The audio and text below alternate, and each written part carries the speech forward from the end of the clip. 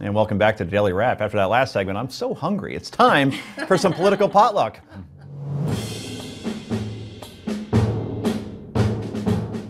And you know the drill, veteran watchers of this show. Political potluck is where each of us brings a story to the party, just like bringing a dish to a potluck dinner.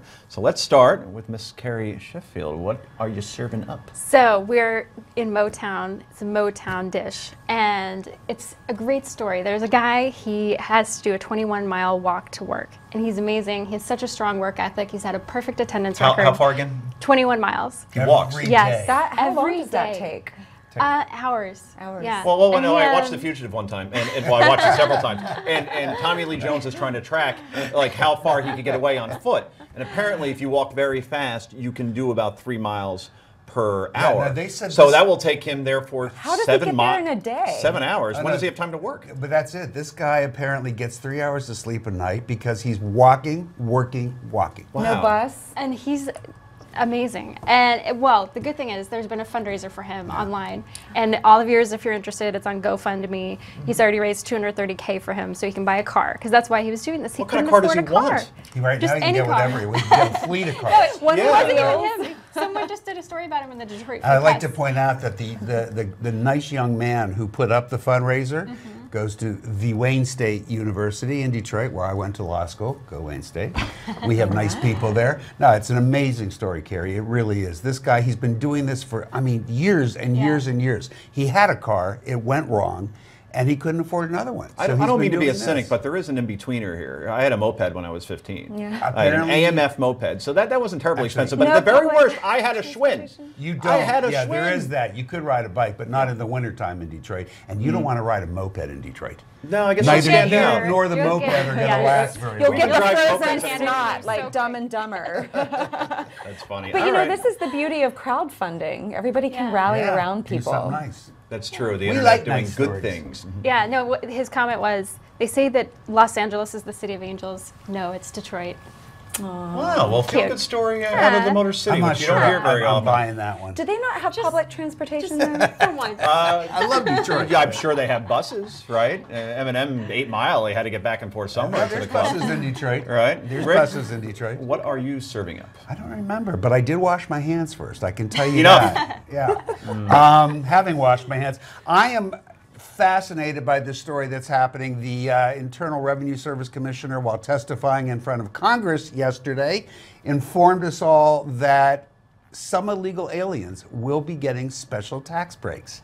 And I thought that was quite fascinating. The way it turns out, the ones who are going to go for the amnesty, if they get it, they get their Social Security number. If they get their Social Security number, they can go back and refile the past 3 years, which would entitle a lot of them to the earned income tax credit.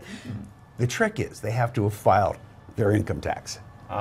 So before you get crazy about this, and a lot of people are getting crazy about this, ask yourself, how many illegal aliens file tax returns the past 3 years? Yo, it means they're paying taxes. Well, that's the other part of it. This is the real conundrum. The government has been issuing tax information numbers to illegals, not Social Security cards. Why? So if they are working illegally, they can pay their taxes. We wanted the money, but we want to pretend that our policy is that we're not going to give benefits to illegal workers. So we're trying to have it both ways here.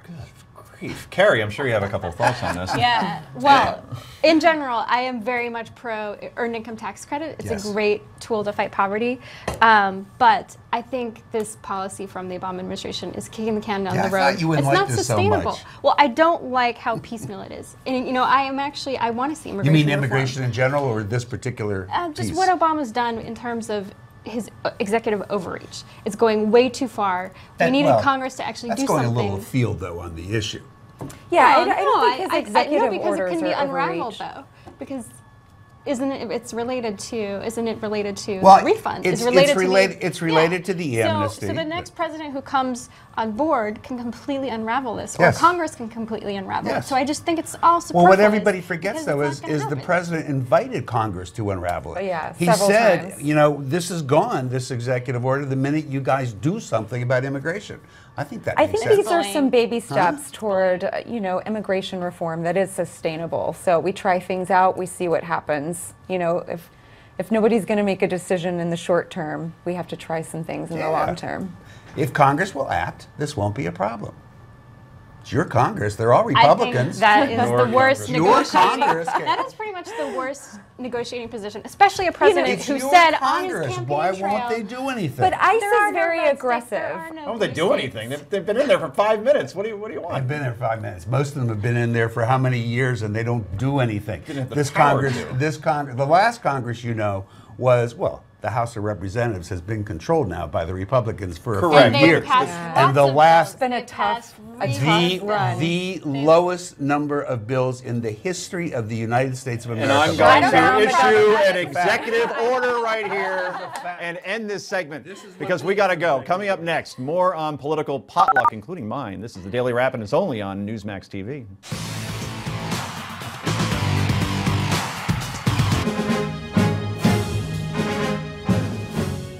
Welcome back to the show.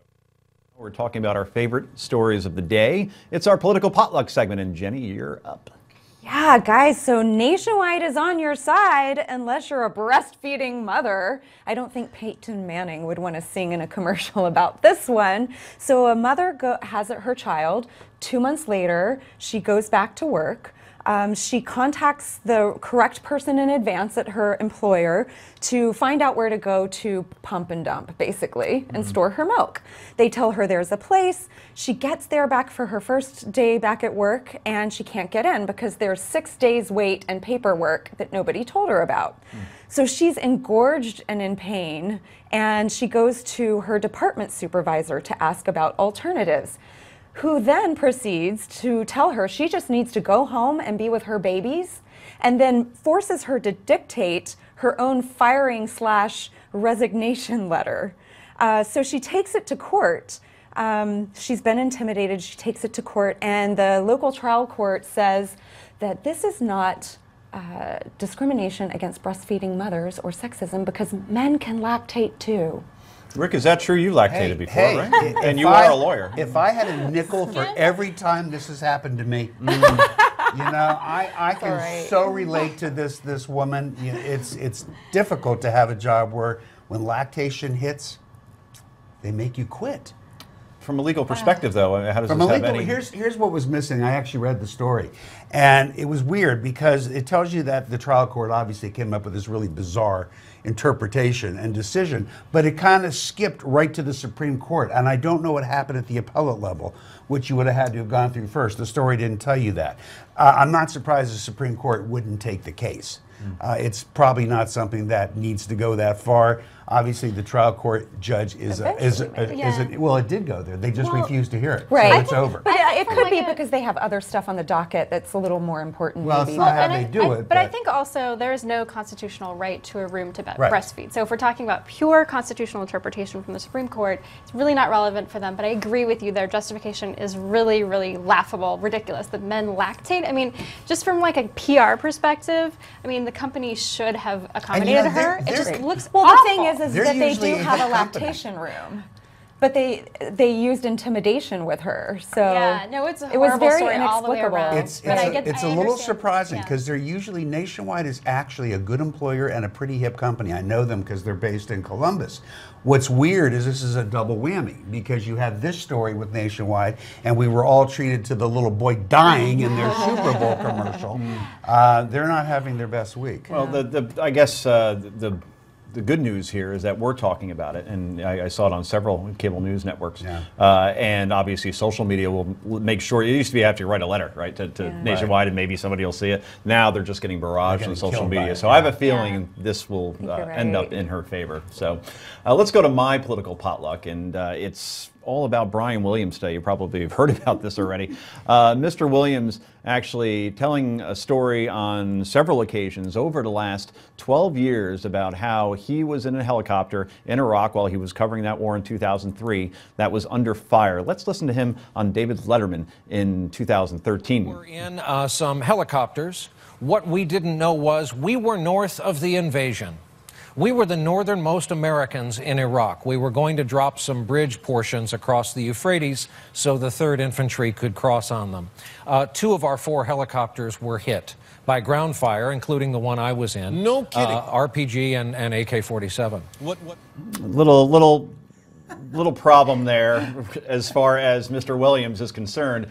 His helicopter never came under fire, and that is from several witnesses, to the point where, of course, now Mr. Williams had to go on the air last night on the nightly news, the most watched nightly news program on the Big Three, and say basically, I misremembered. I didn't quite calibrate it correctly in terms of whether my helicopter was hit. It was actually the helicopter that was in front of us. And now this By is a the half problem. hour. Yes, it was by 45 minutes. It would be like being in a car. Right. In Washington, D.C., and saying, oh, the car in front of me in Washington on K Street, that was the one that was under fire. No, no, no. He was back in Baltimore. Right. Yes. He was back in Baltimore. right. Now, here's the thing. You don't misremember being in a war zone and being under fire. All right? It's like losing your virginity. It is something you never, ever forget. And I will say this right now, Rick. It's not the lie. Maybe he could have been suspended. Maybe it blows over. The fact that the apology now is a lie as well. I don't think he survives Did this. I ever tell you guys about the time I was fighting in the Civil War? And I was on the Merrimack. We were Is that why sunk. you have that limp? We were sunk. I survived. It made me the hard-bitten journalist I am today. It's funny you bring that up because actually, if you go on social media, you could find pictures of, and I have to end it Right. here, of Brian Williams at Gettysburg, Brian Williams on the moon, Brian Williams intercepting Russell Wilson. He's been everywhere apparently. Brian Gump. Yeah, Brian Gump, that's perfect. That is a perfect way to end this segment. Anyway, coming up next, who partied more in high school, you or your kids? I have the answer next. This is the Daily Wrap, and it's only on Newsmax TV, and I swear we're all here right now in New York.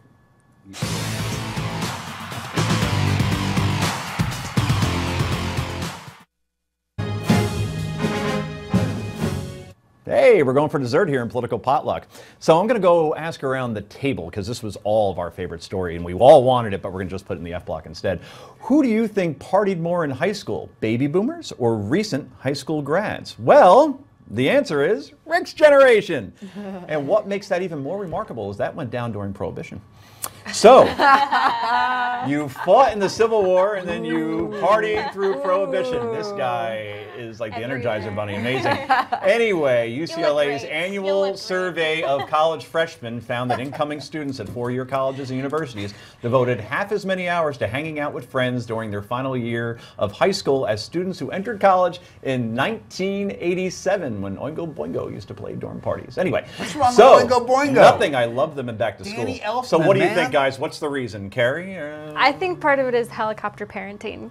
Parents are so intense. It's they've got to enroll their, unborn child Brian in Williams Chinese. helicopter parenting? I'm not following. That's dangerous. What does that mean? I never heard that term before. Oh, you never heard that term? Oh, so helicopter parenting. It's like you're hovering, you're everywhere. It's getting your unborn child in Chinese classes and baby Mozart and play dates and booking and everything. So I think so many kids, it's You're a not lot of giving us pressure. credit. Well, You're not some giving would us say credit. that We makes go knew even how more to wild. party. It's that simple. We knew how to have a good time. So when I We was were in high the school, masters of it. so I'm in high school and it's the day before graduation, but I'm playing in a baseball game. It's like an all-star summer Right. league. So they hand out all the yearbooks. And my parents go immediately to the back pages where the awards are handed out, thinking, oh, well, I was a pretty good athlete. Maybe I'll get most athletic, not the best looking guy. Like, there must be something in there that I won. And I actually got runner-up, not the winner, that went to Mark Donnelly, runner-up best party host. I'm sorry, second doesn't count. No, it's first on the list of losers, I agree. But they actually had this category. Disappointed in There's a you, song about Conch. that. I like Yeah. that they had the category, Well, and but so I what's would have he expected doing? more of you. What's he doing? Mark The winner, Donnelly? yeah. He's hosting probably a party right now. I'm going there afterwards. I Yeah. was because he's Wash hosting your a show hands first. over at Playboy After Dark. But I think it was more of a, to be honest with you, like I know we're kind of different generations here to a certain extent, but I think 80s and 90s you did more of like the house parties that you saw in all those John Hughes films, and I don't know if that goes on as much anymore. I mean, you could probably speak. Only best when to you're that. away. Well, Still millennials. prevalent. Well, so I'm a Yeah. millennial. Millennials. I mean, I'm not in high school, obviously, but millennials, we're having a tough time. Like unemployment is Well, much you weren't higher. in high school, though. In high school, I'm talking about. No, even high school. Yeah, no, You high were school worried about or- being unemployed in high school? Yeah, I don't no. think Were there a lot I of parties see- when you were in high I school? see I my don't think sibling. so. Okay, you're talking to the wrong girl. I was raised Mormon, so I Oh, didn't party. Jenny, let's move on to you. I was raised Southern Baptist, so you know I had was to raised to sneak party. out of the house, and I had a friend down the street who knew how to get beer. She looked a lot older, so you know I I had was that to friend. I had to sneak out. But you know I'm not sure I really believe this poll. I mean, you see people going on to college and the Greek system, and a lot of complaints about the drinking and harassment, etc. I find it really hard to believe. I can, and I'll tell you why. I'll tell you why. Yeah. Social media is making us less social. Ah. And we're doing more of the messaging and more of like posting things on Facebook and everybody. I mean, I see this all the time when you go out to dinner in Manhattan or Hoboken.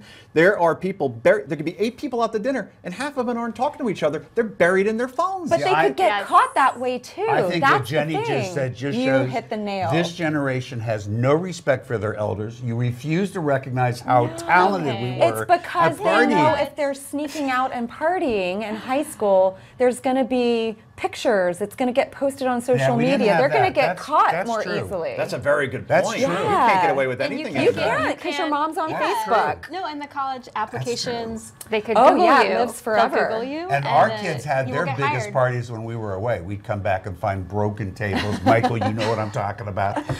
They were having these parties when we were away. But now, Right. you're right. Somebody would post it There's and we'd always see it. evidence, You're and right. I think it probably has been drilled into their head that it's going to live forever and affect their college Yeah. entrance and their job prospects. It has. And I It mean, goes that's to what the happened point. with Crystal Ball when she ran for Congress. Right. You know, she went to this party and the photos were leaked, these You- racy photos, and The And they photos, weren't right? even 'cause you can racy. take- She was you can with take her a photo with husband. anything, right? And here's the thing, and you stumbled upon this. I don't even know if you knew you did this.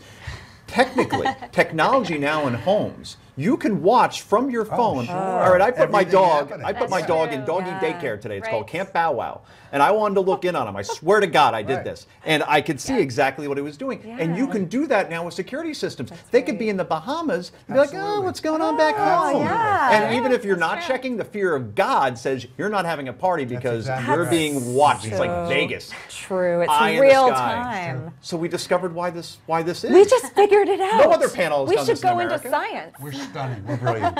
You think so? We'll figure out the brain and And consciousness. most of us wash our hands. When future of aliens. we never letting you off the hook. 84%. For every of the time you pick on my age, dude, you're getting a wash in your hands. No, dude. no, we really There's shouldn't gonna be do that. comeuppance. No, Yeah, inside you- jokes are bad for You handed television. me the weapon. We gotta go. Clean hands and all. That's a wrap, everybody. But stay tuned because at 8 p.m., Newsmax TV will air a special documentary on Chris Kyle, American Sniper. So, for everyone, thanks for joining us today in the Daily Wrap. Jenny, Ricky, Carrie, thanks so much from New York. I'm Joe Concha. Good night from New York.